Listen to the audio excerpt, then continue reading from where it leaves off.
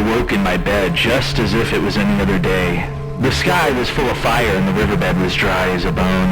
As I reheat last night's barbecue and chili, I apply some self-care and send a decisive strike towards the roach that was crawling at my feet. I look to my friend. This corrupt intervention was ultimately Franklin's demise. Living on borrowed time with unbreakable iron wills, we set off into the fog, our view ruined by the undying mist.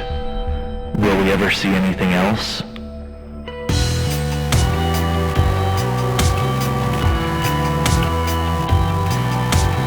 Today we're talking about overused perks. What does that mean? Well, what we're looking at are perks in the popular mobile asymmetrical chase game Dead by Daylight, which may be found more often than not to be part of a non-synergistic build. By that I mean we're talking about perks that are considered sort of fail-safes, used universally. I wouldn't call them crutch perks, although some of them may be. This in no way reflects on any user's skill or ability. First, we'll talk about the overused survivor perks and some of the reasons we see them so much. Then we'll talk about killer perks and why we see them so much. Then we'll discuss what I think can be done to level the playing field a little bit. With all that out of the way, let's dig right into these hackneyed perks.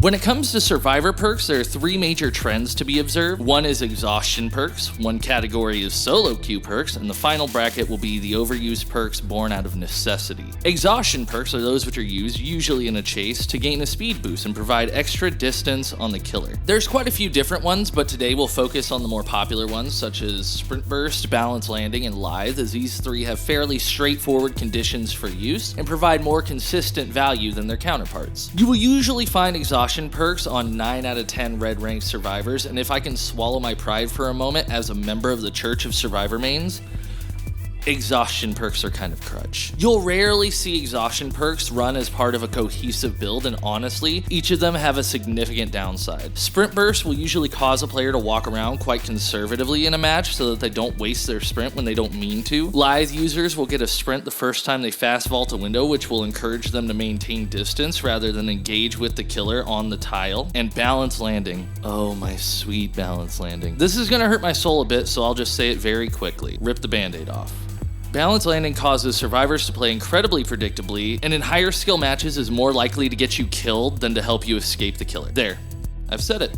After about 4 years of convincing myself that I could pull off noob 3 type plays, I'm coming clean. When I play killer, I target people heading for high ground because I know they have balance landing and I know they'll likely be in the mindset to get distance and potentially not be a very strong looper. More often than not, this assumption will get me an easy down. I'm sorry guys, I swear I'm still one of you, please don't revoke my survivor card. The second classification we're discussing, solo queue perks. What I mean by that is perks survivor mains almost always run when playing without their friends. Things like self-care, unbreakable, decisive strike. Perks like these will be ran in service of self-preservation. The concept, not the perk. A killer main is used to working on their own, but survivors pretty much need to work as a team to make it out, which can be very difficult as Dead by Daylight, as of October 2021, does not have any voice communication support, and most people use third-party apps like Discord to achieve a group chat. So not only are survivors battling the same battle we all face online, bad teammates, but also knowing even the good ones can't always understand you. If you find yourself falling into a rut where 1 or 2 or maybe even 3 or 4 of your perk slots are taken up by these solo perks, I would suggest playing in a survive with friends for a while until you get confident being healed, saved, and sandbagged by your team. Once that happens, a whole new world of synergistic perks can open up. A category is somewhat of a mixed bag, so it will contain perks that do fit into other categories. And what I'm talking about are perks born out of necessity. Decisive strike, borrowed time, iron will. Usually these perks are brought for incredibly specific situations that don't occur every match. DS and borrowed time are meant for when a killer camps or tunnels a survivor, to allow the game to progress in a meaningful way. These perks aren't truly more niche than something like Power Struggle or We're Gonna Live Forever. I think it's a natural antagonism that occurs within the game that causes camping and tunneling to feel so much more direct in terms of negative emotions like anger or disappointment. Despite this behavior being sometimes the right thing to do, I have to say it, don't I? This video is gonna kill me. There's a time and place for both camping and tunneling within Dead by Daylight killer gameplay.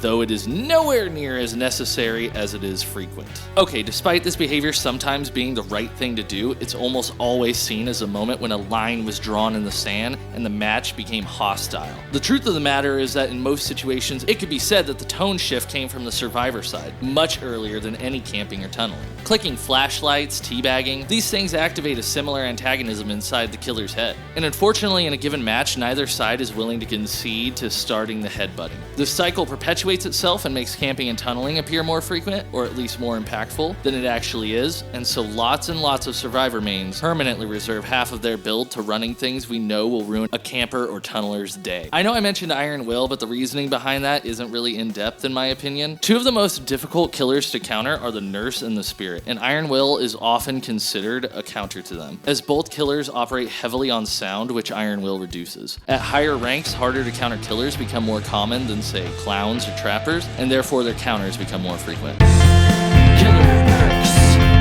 Killer perks. Killer perks. It's not just survivors that bring the same thing match after match, disregarding any synergy. It could be argued the offense is more profane on the killer side, as survivors all operate exactly the same. So slapping the same perks on all your characters is not really that far-fetched of a concept. But with killers having unique powers that can be stacked on top of the effects of perks, the idea that they all run Hex Ruin or Corrupt Intervention is a little silly. But why do they have to do that?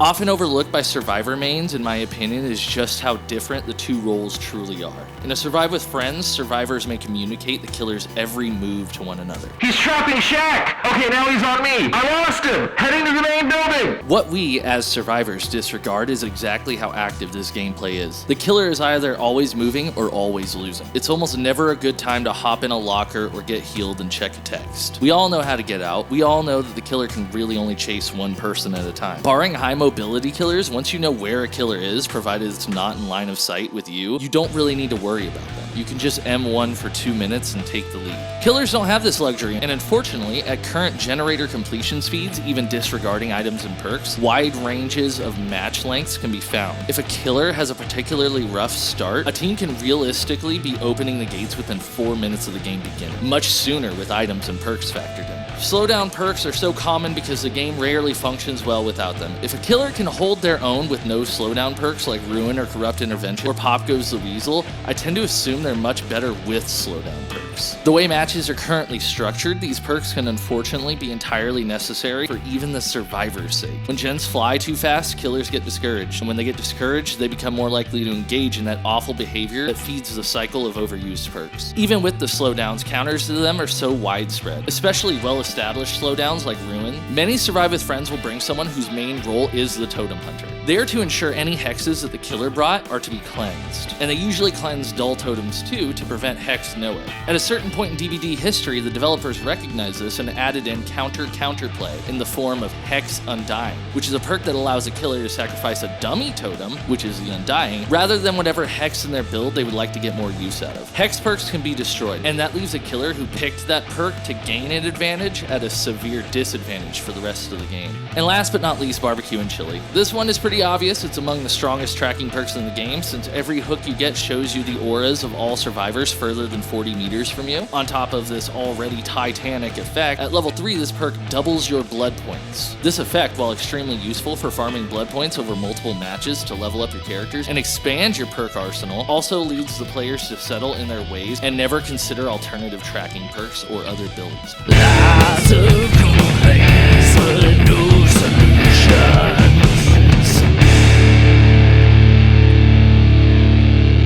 So what can we do with all this? Did we just rake all these leaves into a pile just to let the wind spread them back out? As players and customers, yes. But while behavior doesn't have to listen to us, we can still make noise. Personally, I would make 2 extra perk slots for survivors, dedicated ones. Exhaustion and anti-tunnel. In the exhaustion slot, you can only use exhaustion perks, which I would strongly recommend nerfing and even blanket nerfing. It's not really part of your build, but your customizable exhaustion circumstance. In the anti-tunnel slot, you would be able to choose 1 anti-tunnel perk, Borrowed Time or Decisive Strike. Obviously, I would also recommend removing these perks from the blood web and automatically bestowing them upon players so that even the newest of the new players can have access to anti-tunnel perks. With those 2 slots separated, they become more customizations than perks. Then the player would have 4 perks with which to build a cohesive and experimental build. But this idea leaves killers on the back foot in a game where they're already the underdog. That's why I think it should be rolled out along with a dedicated slowdown slot on the killer side, separate from their 4 chosen perks. The same idea would apply: pick your poison, ruin, corrupt, or pop. I think this solution could bring a little more balance to the game and help new players avoid the pitfalls of complacency that folks like you and I may have made our beds in. Maybe it would encourage players to use some underused perks to find new combinations and style of play. Or maybe I'm completely wrong and should shut my mouth. As always, these are just opinions and fun little discussions I like to do on YouTube. Hope no one gets a bad vibe from this, and I hope to see you in the fog.